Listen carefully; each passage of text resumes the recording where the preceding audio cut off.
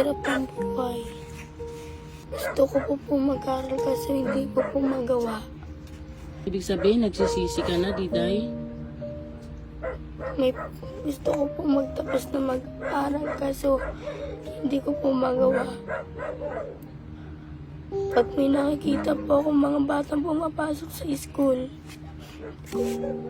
nagsisisi po ako bakit ganito buhay ko. Kung mga pagtapos na po akong pag-aaral, ang ganda daw po kinabukasan ko. Mahirap po ang buhay. May anak, wala pong trabaho, wala po ipapakain sa anak. Nanghihingi lang po kami sa kapitbahay ng pagkain. 1, 2, 3, 4, 5, 6, 7, 8, 9, 10. 10,000 yan, Diday. Yung grocery ay nagkakahalaga ng 10,000 pesos din, Diday. Papasok ko na ha para makita mo. Maraming salamat po.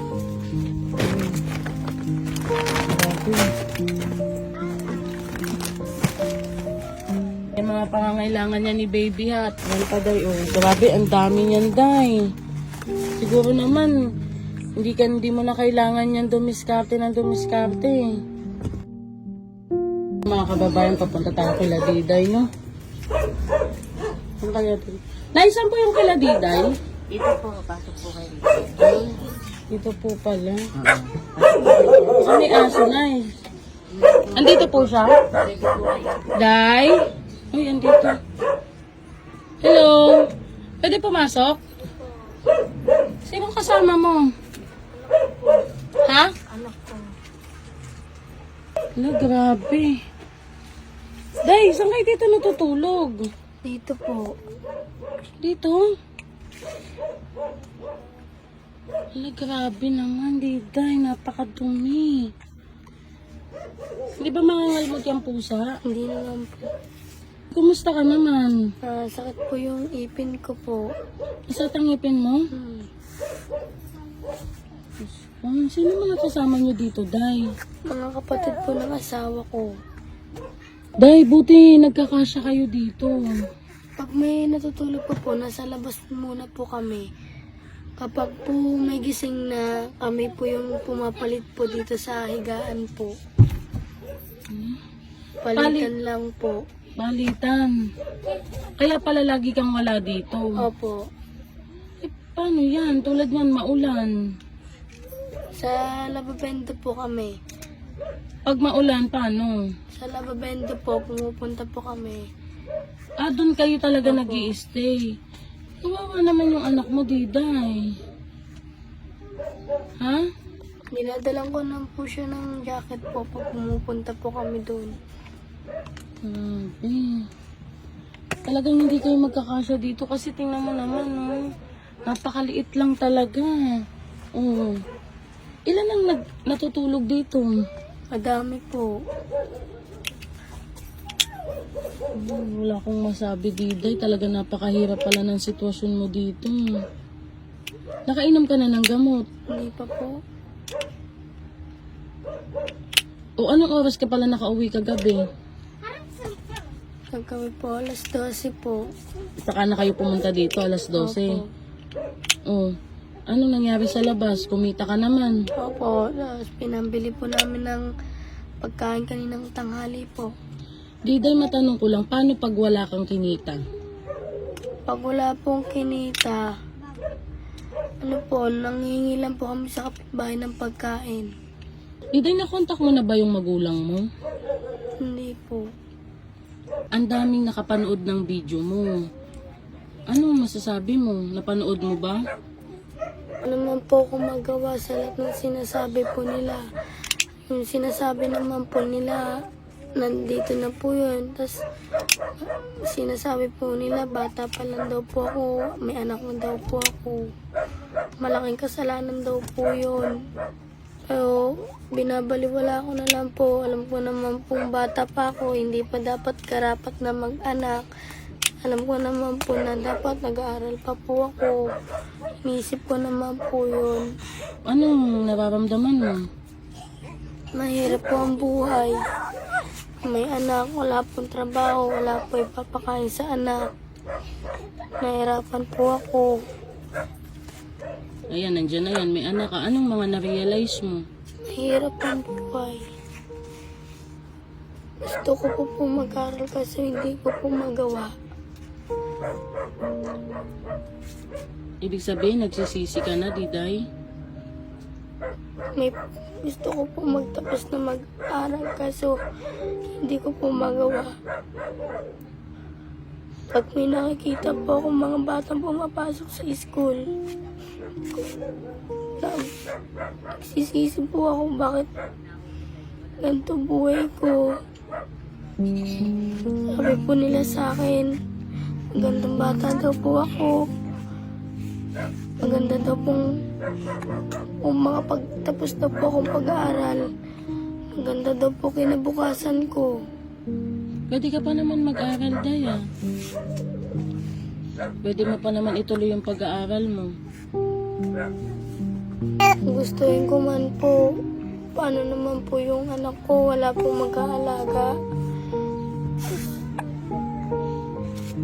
Yung baby mo, walang kasalanan yan sa nagawa mo.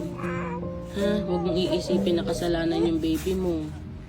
Dahil nakikita ko naman kung paano mo din alagaan yung baby mo, talagang dumidiskarte ka. Pero Diday, dahil nga sabi nila bata ka pa, kaya mo pang mag-aral kapag medyo malaki na yung baby mo. Pero sa ngayon, talagang magtitiis ka muna. Kasi wala nga mag-aalaga sa anak mo. Nakapag-usap na ba kayo ng pamilya mo, Day? Hindi pa po. O ngayon, pumunta ako dito, Diday, dahil sabi ko nga sa'yo, may mga nagpaabot sa'yo ng tulong. Ha? Ipapakita ko sa'yo. Da! 1, 2, 3, 4, 5, 6, 7, 8, 9, 10. 10,000 yan, Diday. Anong masasabi? Maraming salamat po sa nagbigay po nito. Sana po mabigyan po kayo ng magandang kinabukasan po. Sana po marami pa kayong matutulungan. Nahiya po akong tanggapin to, sa totoo lang po. Malaking pera po to. Pero nandito na po to. Maraming salamat po sa lahat na nagbigay na ito. Day, ayusin mo ang paggamit ng pera, ha? Ayusin mo, Day, kasi baka mamaya mawala. Diba? Tapos eto, may mga dala din kaming mga grocery. Ibibigay ko din sa'yo yung resibo, ha? Babanggitin ko muna yung pangalan. Ha? 300 kay Bing Sabala Arce, 15 Rosemary Coleman, 15 KO, 500 RC, 200 Trinity Wild, 300 MMC, 1,000 Ana Piguero, 500 Rup Avenue, 2,000 from Ma'am Kim, 2,000 from Ma'am Ren, 1,000 Ma'am Sally, 1,000 Edgy Onyate, 2,000 from Sir Maki Sugapong, 1,000 Bin, and 7,000 kay Ma'am LA. Yung 1,000 saka yung 7,000 galing yan sa groceries. Bibigay ko sa'yo yung resibo. Eto. O, tingnan mo na lang kung magkano, ha? Maraming Yan ay, salamat po. yung grocery ay nagkakahalaga ng 10,000 pesos din, Diday. O, ipapasok ko na, ha, para makita mo. Maraming salamat po. Grabe.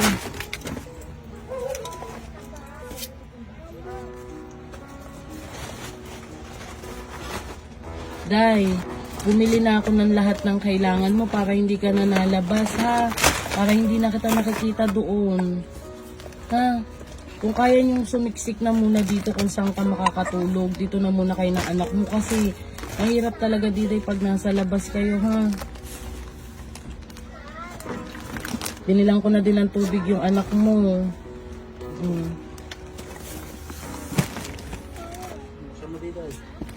Day, o tingnan mo kung ano yung mga laman. Magdamag po kami sa kanya, nangangalakal po. Ha? Kagabi nga po, nangangalakal po. Nangalakal ka kagabi? Asawa ko po. Ayun, tingnan mo dahil. Ilagay mo doon para makita mo yung mga laman. Ito yung mga... Diyan mo. Ito yung mga sabon. Tingnan mo dyan. Yung mga pangangailangan niya ni baby ha. Tapos yung mga ano nyo. Tapos ito. Yan pa day. Oh, grabe, ang dami niyan day. Siguro naman, hindi mo na kailangan yan dumiskarte ng dumiskarte. Sobrang-sobra na nga pong blessing tong dumating po sa buhay ko eh. Maraming salamat po sa lahat na nagbigay ng tulong po para po sa anak ko. Alam mo, Diday, ang tulong ay dumadating talaga yan pag deserving tulungan ha. At syempre, dahil nakita din ng tao na mabait ka at kailangan mo talaga ng baby mo. Diba? Ang dami niyan tayo. Buksan mo na lang mamaya ha. I-check mo na lang ha. Ano po mga kababayan, no, maraming salamat po sa mga nagpaabot po ng tulong kay Diday at saka sa kanyang baby. No. At least ngayon, hindi na ako mangangamba talaga na didiskarte pa si Diday sa labas. Dahil yung pera mo, ingatan mo ha. Alam mo naman kung paano mo yan gagamitin ha. Sige po, maraming salamat po. Yun lang po mga kababayan. God bless you po.